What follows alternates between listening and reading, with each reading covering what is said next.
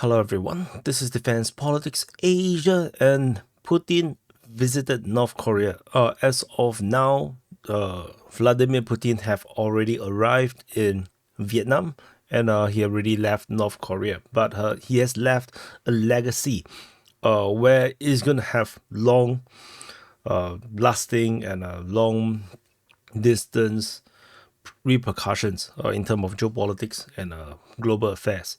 So before we start on to talk about to show you some of these articles and see what some of this narrative and what exactly is happening and what was signed, let's take a look at the crazy welcome that North Korea have prepared for Putin. And of course he flew in. He flew in Russia Force One and whatever it's called, and he landed. He was given some very massive red carpet. You can see, Kim Jong Un, wearing very oversized clothes, with red carpets prepared for Putin, and yeah, they welcome him. And this is just the beginning. It was rather crazy. They literally have a massive concert that is like or parade that reminds me of the yes, it's ridiculous. It looks like the North Korean National Day, or their Independence Day, or whatever day you call it. And very massive welcome and performance for Putin. And of course they also during the parade have this I'm not sure what you call I forgot the word. The inspection of the parade, something like this. Now, I think that's the word is inspection. And yeah, this is the moment that they first met, then they hug each other. Way more natural than with Xi Jinping.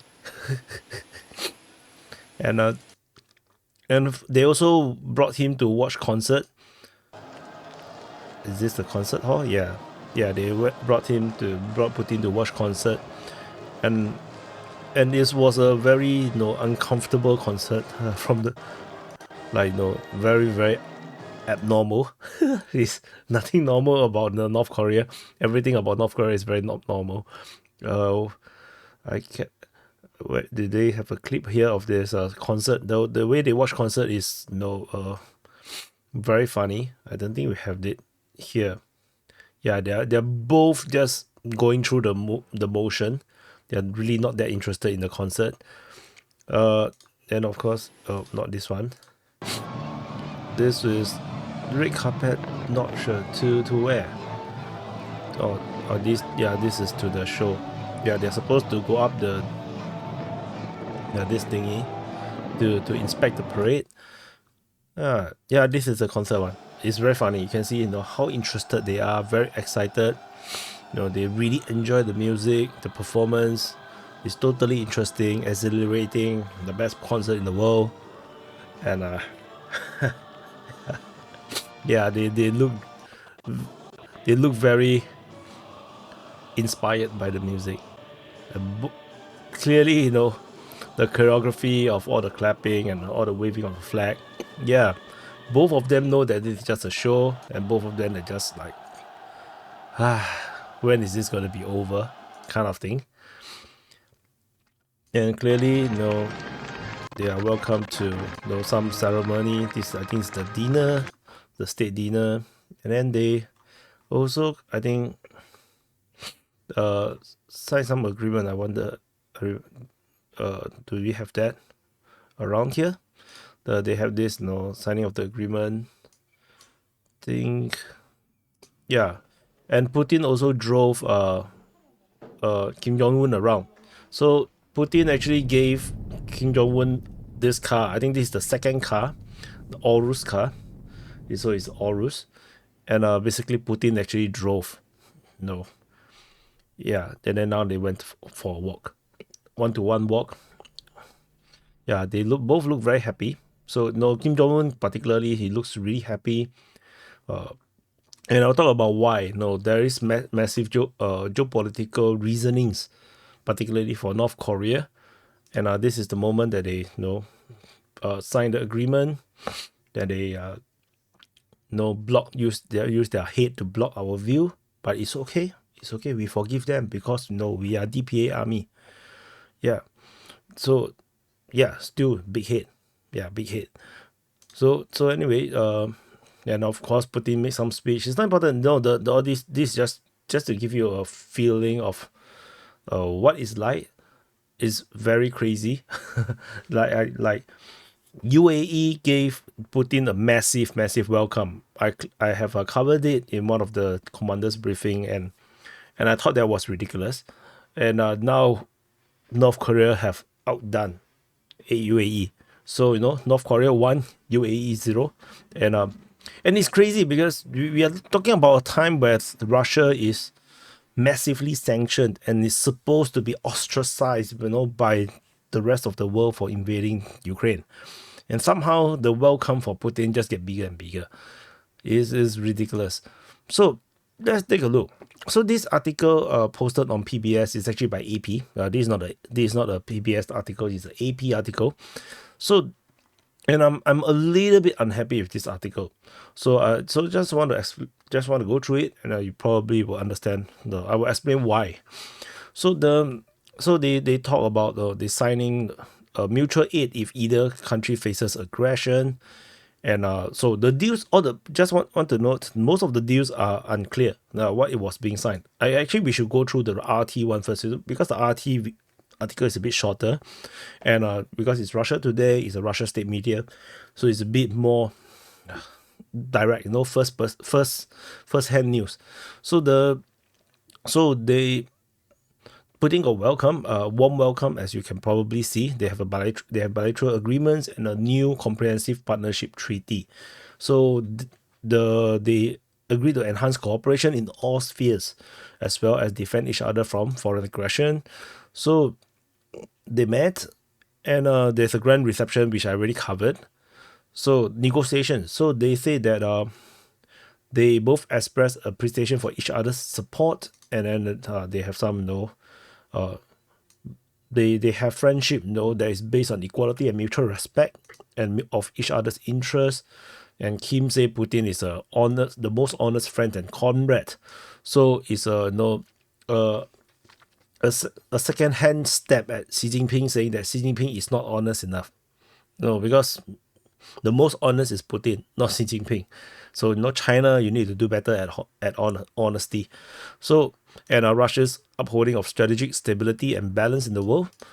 So, and then they have this comprehensive strategic partnership treaty, which is clearly our sensible, logical, pragmatic people's interest. Everything else is just gossip. So in this area, they say that they lay the groundwork for bilateral relationship in all spheres, including cultural, tourist, trade, economic relationship, and security. And there is also a pledge between the two countries to assist each other in the case of foreign aggression. And they both criticize United States and its satellites, which is friendly countries, of destabilizing the situation in Southeast Asia, which is basically talking about Philippines, which is they are actually taking the sides of China in that statement.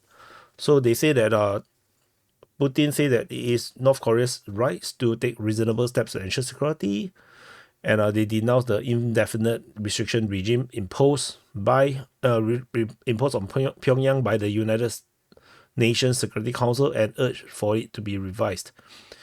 And clearly, Russia is no longer sanctioning North Korea. I think this is quite clear by now. There is no more sanctions regime by Russia to be applied on North Korea, and neither do I think China is actually adhering to this sanction. So the sanction regime on North Korea is largely broken.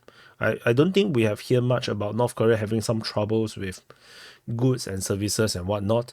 So North Korea described the agreement as a peaceful defensive document, so for maintaining peace and stability, and to accelerate the creation of a new multipolar world. And Putin has invited Kim Jong-un to return to Moscow in the future. So So this is one thing. So you're going back to the AP article where I have problem with. So so the details of the deal clearly is not clear. Basically the deal is just Russia looking for new markets is one thing. Try to expand tourism into Russia to bring in more money, but also to increase trade between North Korea and Russia, which will strengthen North Korea, but also helps Russia to elevate some of these sanction regimes. And military-wise, clearly, without a doubt, they are actually strengthening this thing. Of course, there is bigger geopolitical conditions to these things that affects China. Like I always say, China and Russia, despite on the surface looking like they are very, very good friends, Russia and China both are also strategic rivals at the same time. So they are now very good friends because it's convenient and they are being forced to be together right now. But China and Russia is still making moves against each other in a more subtle way. This relationship between Russia and North Korea clearly is one of them. North Korea is, to me, it's very obvious that they love Russia and they really like to have stronger relationship with Russia more so than China, because China North Korea relationship is more like a, how to say, big boss and subordinate kind of relationship, whereas North Korea and Russia is more like a bigger brother smaller brother kind of relationship. It's a little bit different kind of feeling, where North Korea seems to be a bit more fearful of China, and China also is not so invested in the success of North Korea, whereas Russia has no qualms giving missile technology to North Korea to enable their ballistic missile program to be more successful, which China could have supported and helped, but China never did it. Russia made it happen, and North Korea managed to successfully launch a satellite into orbit for the first time, I think earlier this year. So anyway, Putin visited North Korea for the first time in 24 years, and of course, everybody is triggered. So and whatever it is, these are all some history that are not very important. So all the detailed stuff about their meetings and not very important. So the main problem is the statements come after. So Washington sees North Korea unlawfully transferred dozens of ballistic missiles and 11,000 containers of ammunition to aid Russia's war effort.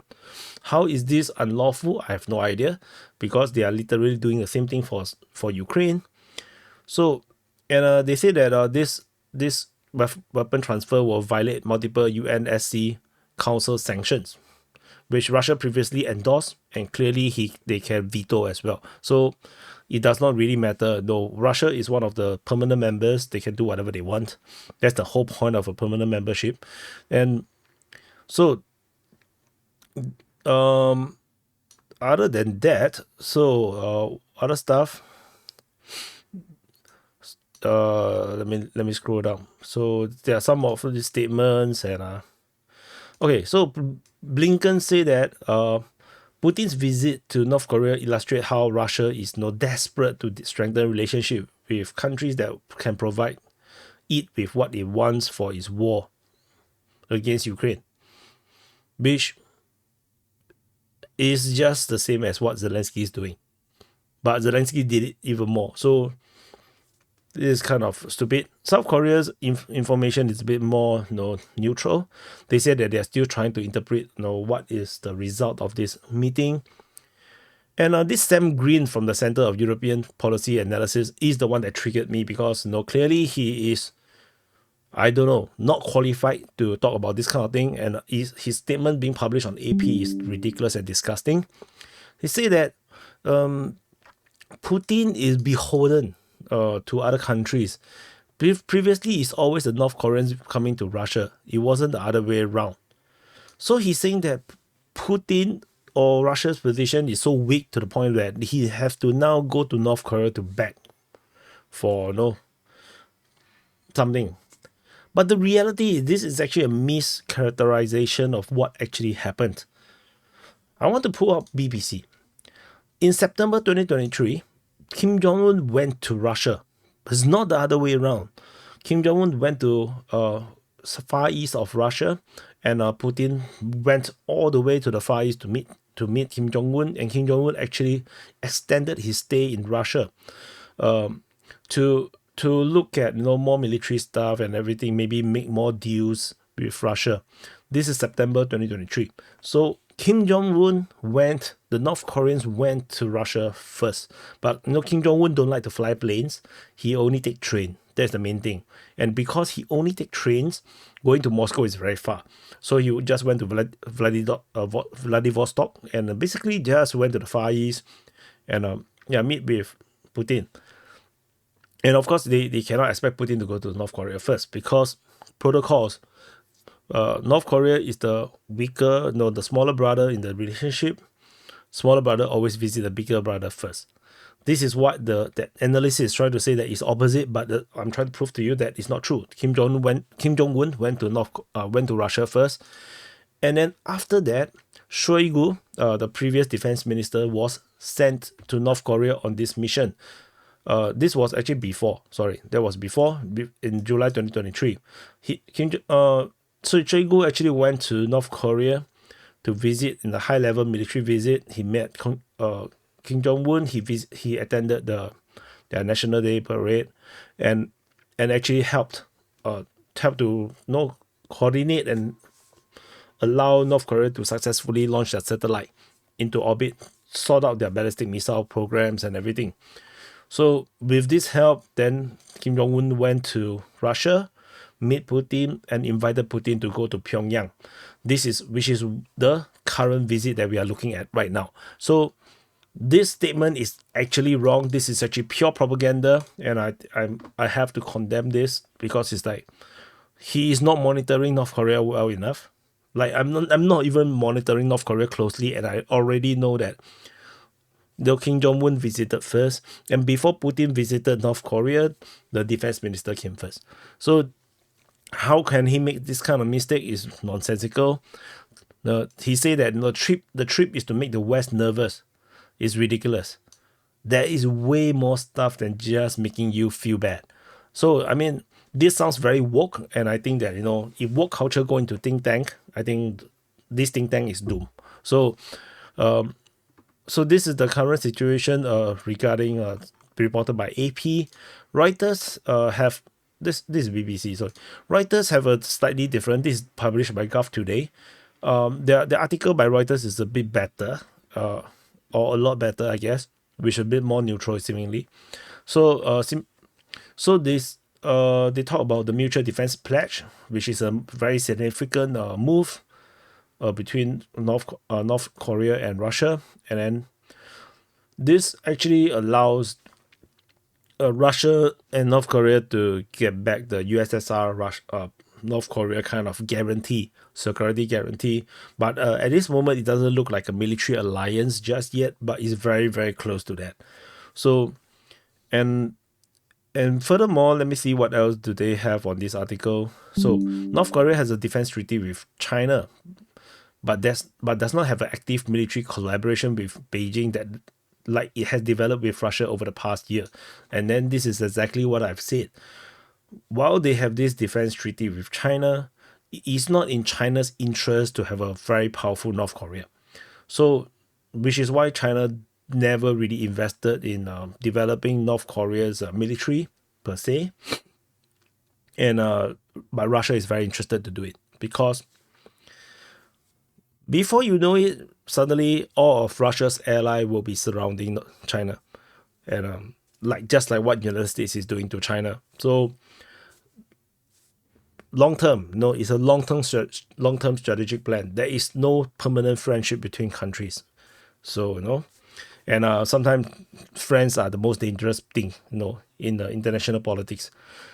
So North Korea has signed with USSR the 1961 treaty, which promises mutual support in the event of an attack. So this is probably just a renewal, because this treaty has lapsed because USSR has gone. So now Russia is a totally new entity, which is why they have to sign a new thing. So this is what it is. And so what is the North Korea's situation? North Korea is very concerned that they are surrounded by enemies, even China. So China, like I said, have not really invested much into North Korea's interest. And the main part of this so-called breakdown in relationship between China and North Korea is because China did not veto the sanctions on North Korea during I'm not sure, is it Trump or Obama's era, so slightly earlier. And there was this massive sanction that was applied on North Korea, and China could have blocked it, but China did not block it. And that is some kind of a betrayal to North Korea. And basically at that very moment, China suddenly ceased to be the big brother that North Korea would depend on. And since then, North Korea has changed its foreign policy. And that's when you see the development of the Kim Jong-un, Donald Trump relationship. After the spat of Rocket Man and all this bullshit, nonsense, they suddenly met in Singapore. And in that meeting, China was trying their best to get into the meeting. They wanted to be part of that meeting. North Korea, so Kim Jong-un and Donald Trump basically scammed and plotted against China attending that meeting. They fake that they are going to cancel the meeting. This caused Singapore, which I'm in, we basically believe that the event was cancelled. Suddenly we have to cancel all the plans, all the bookings and everything. Then suddenly, because the meeting is so-called cancelled, China have dropped out. China cannot force themselves into a meeting that's not going to exist. Last minute, suddenly, North Korea and the United States decided to meet. Go ahead with the meeting. Suddenly, Singapore have to rush and get back all the booking. And then China, and by that time, China, it was too sudden and too late for China to get in. And in the end, inevitably, we have Kim Jong-un meeting Donald Trump. North Korea's leader meeting the American leader for the first time, and without China's presence. So this is North Korea, trying to pivot away from China because they no longer trust China. And unfortunately for North Korea is that after Donald Trump stepped down, they do not have the same kind of relationship with Joe Biden. So as a result, and North Korea also struggled to make a good deal with Donald Trump as well, because the demands, they cannot agree with each other, but at least there's no chance of war. They are in good communications then. So now the situation is a bit tense again. And they don't trust Biden's administration, and they're still looking for their big brother. And Russia going to war with Ukraine is that no help that Kim Jong-un needs to allow them to have a breakthrough in the relationship with Russia. And by helping Russia with ammunition production and manufacturing and transfer of maybe some of this old ammunition, it helped Russia to elevate its ammunition problem and production problems, and Russia in its loss of its so many trade partners and friends in the international arena. Having North Korea as a very trusted friend is a welcome thing. It's like another Belarus, but now in the Far East. So Russia is very happy. So this is the implication. North Korea, getting to become stronger, to have more military aid and technology coming into North Korea without China blocking, because China is basically was the valve that is limiting what is entering North Korea. So now North Korea have another path in. So that is what North Korea wanted, and they can actually escape this stranglehold that China have on North Korea. And there's nothing China can do about it. That's the main thing, because China have the same similar dealing with Russia, because China needed Russia's support in terms of provision in gas, oil, and minerals, to allow them to free themselves from the risk that a naval blockade can kill China, because China is now building up this military for a potential war against United States and in the South China Sea, and they really needed Russia's support in order to focus, because they don't want to worry about the rear, because Russia is the biggest threat, because Russia is the only country that can literally swarm their tanks across the border. United States can't do that. Not even South Korea can do that, because there's a North Korea blockage. So, and then with India can't do that because there's a Himalayas. So the only weakness China have, militarily speaking, in terms of ground warfare, is Russia. And with Russia on China's side, China no need to worry about that. They can have the resources they need. Then they can focus on the battles in the seas against United States. So, and the last thing China would want is to antagonize Russia. Clearly, of course, they are in a mutual relationship, but they wouldn't want to spoil this relationship with Russia over North Korea, because there is a bigger plan in play. They are trying to dethrone the United States. They try to de-dollarize. They try to destroy United States, destroy the Western hegemony, and take control of Asia Pacific. So there's this big game that's going on. So North Korea is a small thing for China, but and this is of course why Russia can basically go through this this so-called gap and get this done. And this is just a game, you see. It's just a geopolitical game that is currently happening.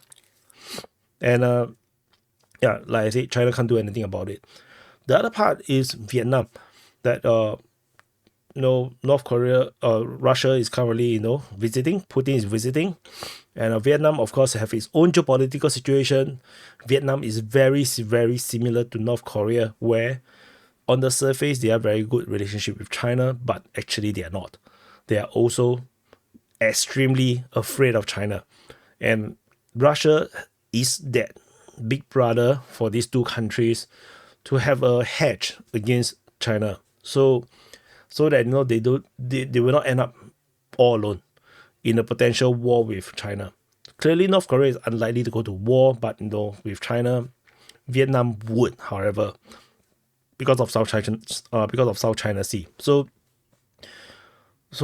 all these various smaller countries around China, they cannot depend on the West, because the West will just manipulate them and make use of them. They need another big brother. But how many big brothers are there in this world? Not many. So Russia is that one that they can depend on. So yeah, that's what we are seeing right now. And Russia, because of this, giving up of this greater plan to tie in closer with the rest of Europe. This plan clearly is already out of the window, it's gone. So Russia is starting this totally new international diplomacy, or foreign policy that changes from what they used to do. Russia previously just wanted to have closer relationship with Europe. They wanted to be more European. They want to have this strong relationship with Europe to prevent war in Europe between Russia and NATO, and hopefully one day replace United States as this principal partner for the rest of Europe. This plan is now totally out of the window because Europe is stupid. They don't know what is national interest. They don't know how to protect their own national interest, and they basically got made full use of by United States. So Russia have no choice.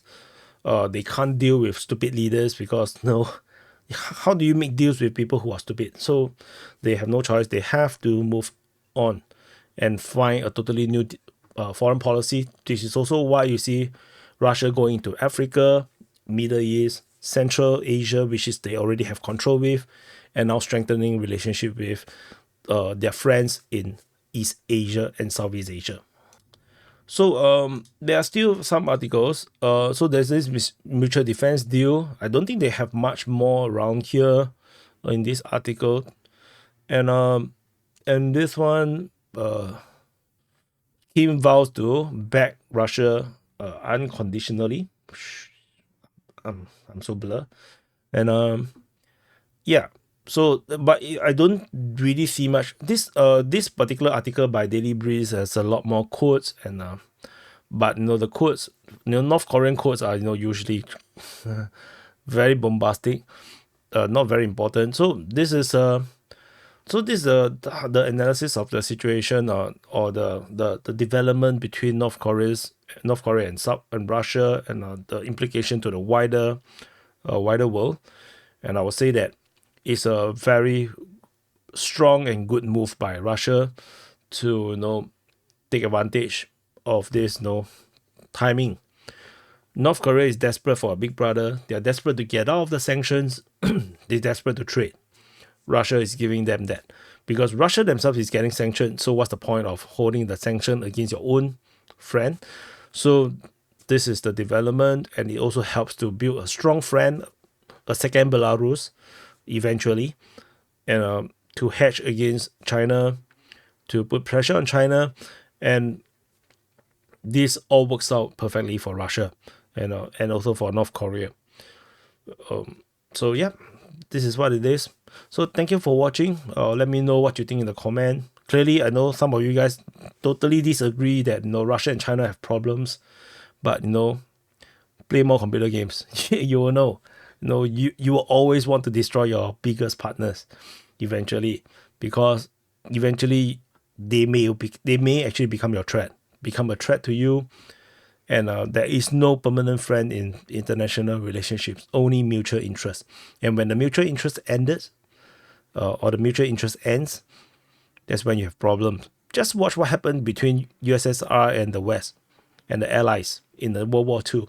The moment Germany is clearly losing and is about to lose, the Soviet Union, or the Soviets, and the Allies started to plot against each other immediately. But the war have not even ended. Probably still got one more year before the signing of the surrender of Hitler or Japan, but they have already started plotting against each other.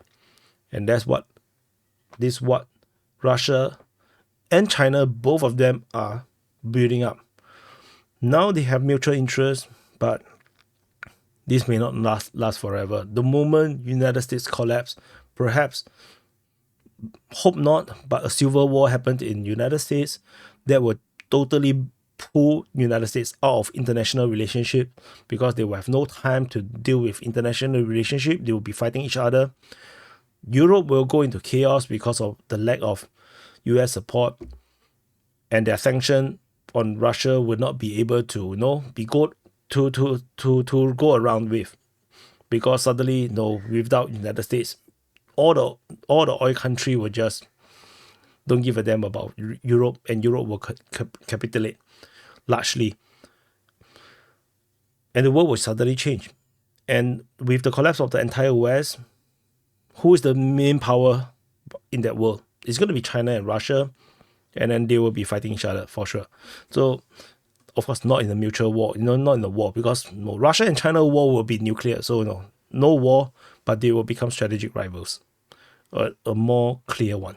Anyway, let's not extend this video any longer. I'll see you guys in the next update.